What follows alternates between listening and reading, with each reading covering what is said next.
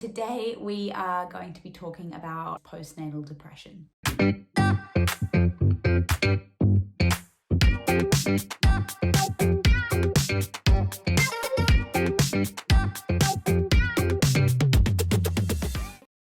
Hi, my name's Eliza. I'm a registered midwife and a perinatal mental health specialist. I'm also the founder of Bump and Bub, a educational platform. Also a new mum. And today we are going to be talking about a serious topic and a topic that, we definitely need to be talking a lot more about, and that is postnatal depression. Postnatal depression is one of several perinatal mental health conditions, which means that it affects women, or we talk about it in the context of affecting women and men either in pregnancy or in the postpartum period. And depression, although we talk a lot about postpartum depression, it can very much start in pregnancy and often does. And although you probably hear a lot of references to postpartum depression being about mums, it's also very clinically significant in fathers or partners as well. So the statistics around postpartum depression, or depression in general, are quite alarming. We know that around 1 in 5 to 1 in 7 mothers and 1 in 10 partners or fathers will have some form of anxiety or depression during that perinatal period, which is incredibly high. That means, most of us will know 5 mums, and statistically, one of those mums will likely have some postpartum depression or anxiety during their perinatal period. So before we dive in, you might have heard of baby blues, and if you've had a baby like I did last year, you will likely have experienced them. And this is not postpartum depression, so it's something that we do want to chat about and just kind of highlight, because it can feel really scary and a bit overwhelmed. Baby blues generally happens around day 2 to day 10, somewhere in that period of time after you've given birth.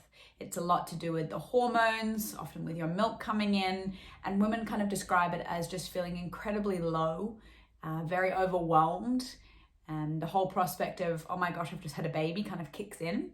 And for a lot of new mums, they often describe it as just feeling completely and utterly overwhelmed by everything. And whilst this feeling is incredibly valid and, we need a lot of support during that time, this isn't clinically depression, or it's not anxiety. And it's really normal to note that up to 80% of mums experience this. So baby blues comes and goes normally within a couple of days. So obviously if this low mood and these feelings continue, then it's something to really look out for. But I think it's also important to know in pregnancy that, once you give birth, in that immediate postpartum period, that baby blues might be something that you do experience. Just like any illness, whether it's a physical illness or a mental illness, we know that there are risk factors that put mothers, fathers, partners at a higher risk of potentially having something like postpartum depression or perinatal depression. It's important that we talk about these risk factors so that if you do meet some of these, risk factors, or if you are someone who might be prone to postnatal depression, anxiety, then it's something that you can look out for, knowing that you might have some of the risk factors. Obviously, this doesn't apply to everyone, and there's several things that, can trigger postpartum depression. And there's also many that we don't even know about that aren't in this list. So I'm just going to give kind of a broad overview of some risk factors that we know from evidence that can impact a woman or a partner's predisposition to having postpartum depression. Some of these things include a previous history of mental health issues. So if you have previously had depression or anxiety, or if you've previously had a perinatal mental health condition, meaning that this isn't your first baby, then you are at an increased risk. And so it's really important to chat with your health professional. And during your pregnancy is a really great time to talk about previous or current mental health issues, and how moving into the postpartum period with things like sleep deprivation and all of the challenges that come with having a baby, how you can have the support that you need, and how we can kind of bring in services in pregnancy to support you into that postpartum period. Other risk factors include things like domestic violence, which we know is a very big risk factor for postnatal depression. Things like big life stresses. We know that, when something significant happens, it's harder to deal with when you're pregnant or when you've recently given birth. We know things like relationship difficulties, birth trauma, loss, previous history of loss and fertility issues. We know financial struggles all play into risk factors for postpartum depression. Now let's look at some symptoms. So like I spoke about a little bit earlier, was the baby blues and those feelings of down and low moods, the feeling of just kind of feeling overwhelmed. And obviously, like any mental illness or any illness, it presents for everyone in a slightly different way. But in a general kind of consensus, we talk about postnatal depression as things that would normally light you up, not, and we talk about a whole range of symptoms, but this one is often the most kind of defining factor, and it's just a really, really low mood and inability to feel joy or excitement or looking forward to things. Often people describe a feeling of hopelessness, of what's the point in all of this.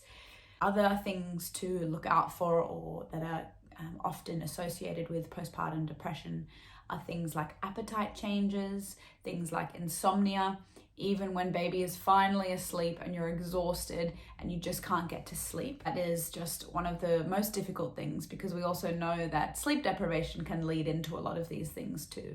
So when we can't sleep in the moments that, our baby is finally asleep, it's something that we really need to reach out and ask for support for, because it can be a bit of a spiral. Other things can be feeling like you're withdrawing, like you're not wanting to see anybody. And also there's obviously a normal factor of that associated with having a baby and just kind of wanting to be in your own space and being exhausted and all of that. But if you are finding it's impacting your daily life, to go out and see a family member, a friend, have friends or family over, things like that, that's also something to be aware of. As well as sadness and kind of overwhelm, postpartum depression can often feel like anger and irritable. A lot of parents also describe a lack of bonding with their baby, feeling like, I love them, but I don't feel wholeheartedly connected.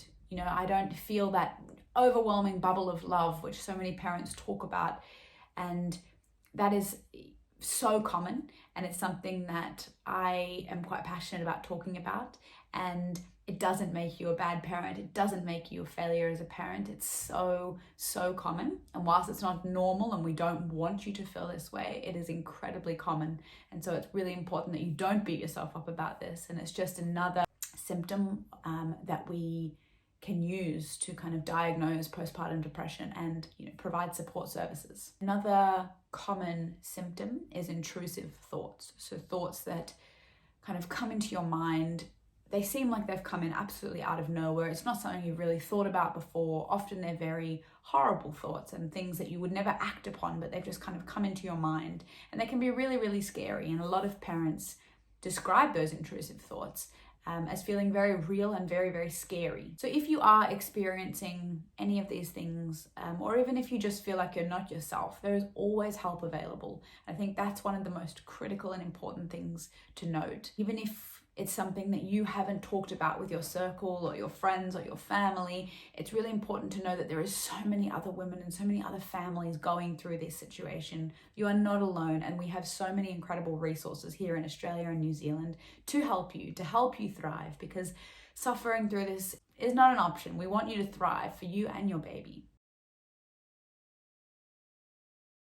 Before we go into some support services, I think it's really important to note, and a lot of people don't know, that hospitals or emergencies, so the emergency of a hospital, is open 24 hours a day. Most of us will have a hospital near us. And it's something important to remember, that if you are in a crisis, or if you or your loved one is in a crisis, mental health and mental illness is just as severe and just as important as physical illness. So if you are needing immediate help, or your partner is needing immediate help, you can go to emergency, you can present to emergency, and they will put a plan in place for you. If you do have, a great obstetrician or a great midwife that you've been working with, that you know very well, that's a great place to start. Obviously, someone you have a rapport with, someone that knows your personality and your mood, is often a really great place to start. The same with a GP. Hopefully you have a good GP, And they're a great place to start with referring you on to the network that you can build to help support you in this postpartum or pregnant period. Help can look like different things depending on what you and your baby need. It can look like meeting with a psychologist or a social worker and working on skills and coping mechanisms and ways to help with individual circumstances. It can also look like medication if that's something that you need or are open to, and meeting with a psychologist or a psychiatrist will really be helpful around this. Might also look like a mother and baby unit and getting some immediate help. All of these options are incredibly important and incredibly valid, and it's so important that we do reach out and we do have the help available. We also have brilliant services and hotlines like Panda, P-A-N-D-A. We also have services like Gidget Foundation, and if you're in New Zealand, Plunket. We have Lifeline and Beyond Blue. We have so many brilliant resources and hotlines, even just to call and say, this is what I'm feeling like, where do I go to next? Can someone give me, a path? So below in this video, I will pop some links to some of those organizations, and we'll pop them for Australia and New Zealand. Obviously, if you're overseas, it's important, even just Googling depression, postpartum anxiety, perinatal anxiety and depression, what services are available to me, or starting at your GP is a really great way and great place to start. I just want to end this video by saying and reiterating once again that you are never alone in this process. There are so many people in this with you. So many people want to see you and your baby thrive. There's absolutely no judgment from health professionals around any of these subjects. And it's just so important that the sooner you get help, the sooner you will feel better, the sooner we can put programs and places and support networks in place for you and your baby.